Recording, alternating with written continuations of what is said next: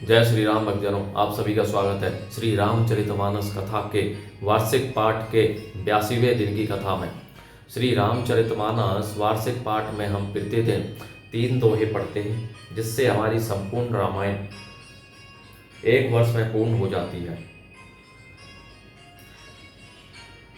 जिन भक्तजनों पे समय की कमी रहती है, वे प्रतिदिन मात्र 10 से 15 मिनट देकर श्री रामचरितमानस कथा का पाठ करके अपने जीवन में आने वाली आर्थिक सामाजिक कठिनाइयों को पूर्ण आसानी से पार करते हुए सुख व दुख को समान समझते हुए श्री रामचरितमानस का पाठ करते हुए अपने जीवन को सफल बना सकते हैं।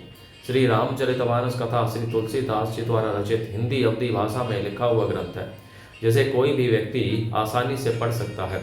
इसको पढ़ने के लिए संस्कृत के ज्ञान का होना आवश्यक नहीं है। इसलिए आप सभी से अनुरोध है कि आज से ही श्री रामचरितमानस कथा का पाठ आरंभ कीजिए और अपने जीवन में एक नए बदलाव को महसूस कीजिए। श्री रामचरितमानस कथा का पाठ करने से पूर्व हम शिवशंकर भोलेनाथ पार्वती माता को प्रणाम व आह्वान करते हैं कि वे भी हमारी श्री रामचरितमानस में सम्मिलित हों और हमें अपना आशीर्वाद प्रदान करें।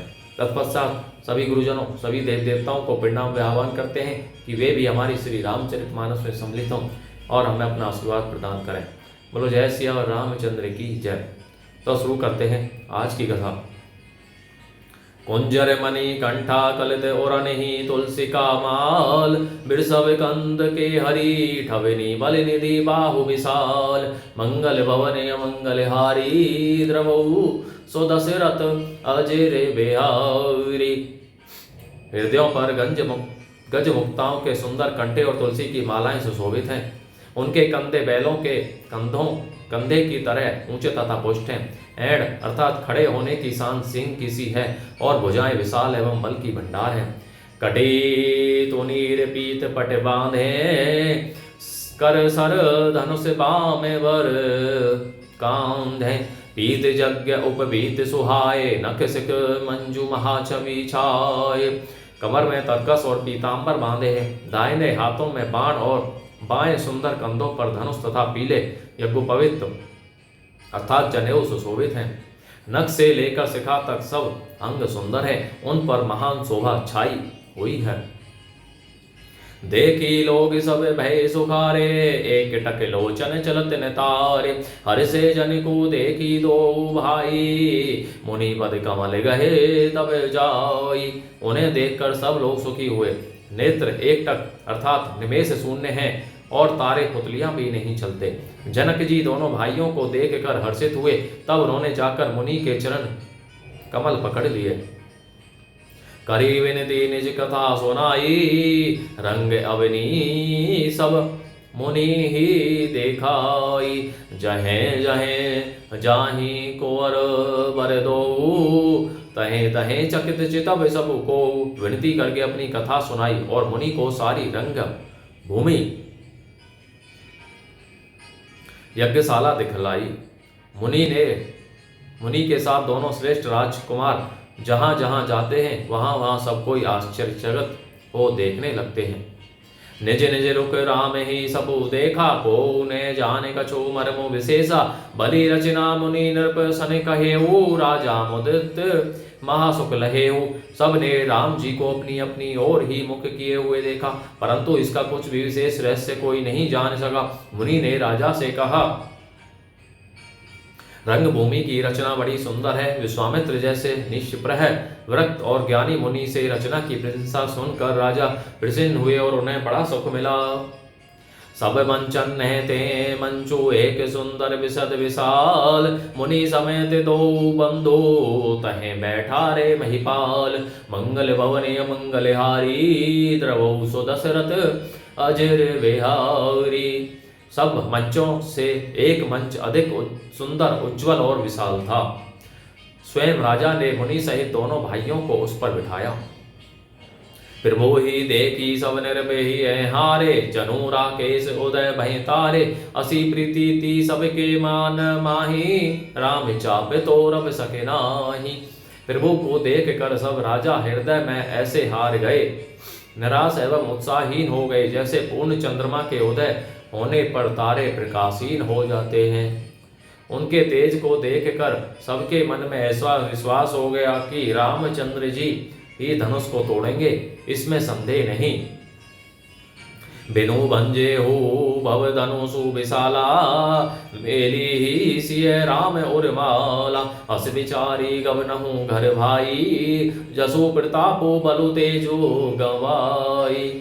इधर जिन उनके रूप को देखकर सबके मन में यह निश्चय हो गया कि शिवजी के विशाल धनुष को जो संभव है न टूट सके, बिना तोड़े भी सीता जी श्री रामचंद्र जी के ही गले में जयमाला डालेंगी, अर्थात दोनों तरह से ही हमारी हार होगी और विजय श्री रामचंद्र जी के हाथ लगेगी। यों सोचकर वे कहने लगे, हे भाई, ऐसा विचार कर यश प्रताप बल और तेज गंवाकर अपने अपने घर चलो। बिहसे अपर भूप सुनी बानी, जे विवेक अंध अभिमानी। तोरे हूँ धनुषु ब्याहु अवगाहा, बिनु तोरे को कुंवारी बिहाहा।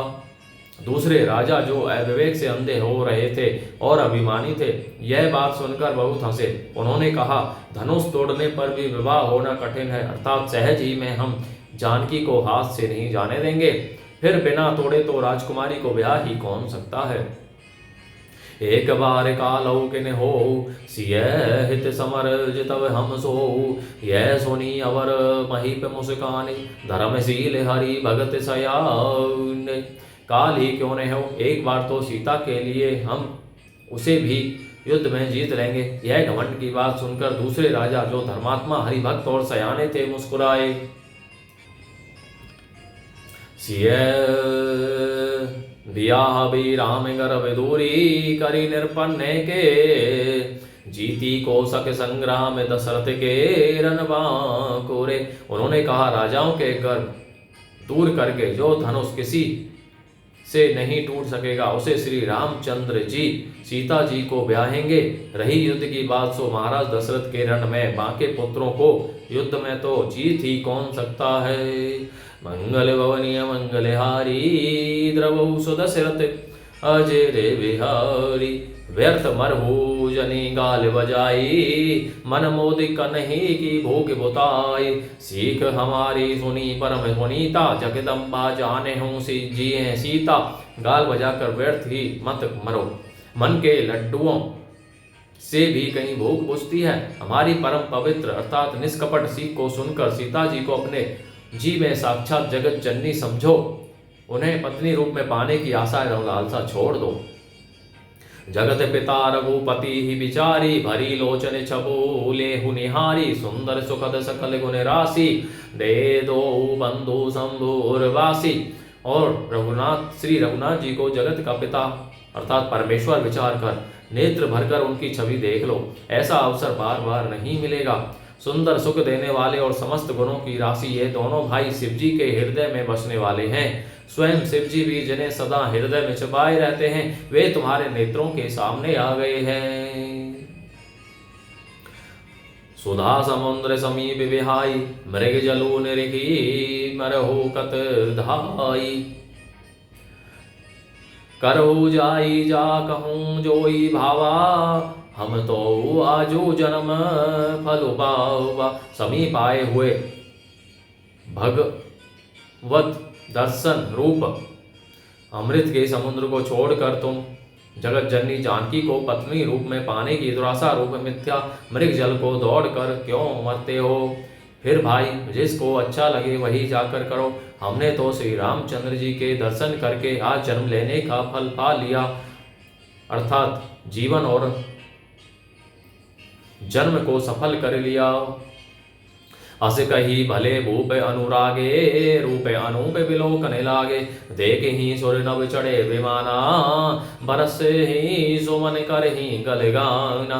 ऐसा कहकर अच्छे राजा प्रेम मग्न होकर श्री रामचंद्र जी का अनुपम रूप देखने लगे। मनुष्यों की तो बात ही क्या, देवता लोग भी आकाश से विमानों पर चढ़े हुए दर्शन कर रहे हैं और सुंदर गान करते हुए फूल बरसा रहे हैं। श्री सीता जी का यज्ञशाला में प्रवेश। जानी सुअवसरु सिय तब पठई जनक बुलाई, चतुर सखी सुंदर सकल सादर चली लवाई। मंगल भवनीय मंगल हारी, द्रवहु सुदशरथ अजय विहारी। तब सुअवसर जानकर जनक जी ने सीता जी को बुला भेजा। सब चतुर और सुंदर सखियां आदर पूर्वक उन्हें लेवा चली। बोलो जय श्री रामचंद्र की जय। इस प्रकार भक्तजनों, आज की कथा का विराम यहीं पर होता है। बोलो जय श्री रामचंद्र की जय। शिव शंकर भोलेनाथ जय, पार्वती माता की जय। आप सभी से अनुरोध है कि श्री रामचरितमानस कथा का नित्य प्रतिदिन पाठ करें और अपने जीवन को सफल बनाएं। साथ ही साथ अपने बड़े बूढ़ों, मित्रजनों, सगे संबंधियों, बंधु बांधवों को भी श्री रामचरितमानस का पाठ करने के लिए कही है। जय श्री रामचंद्र की जय।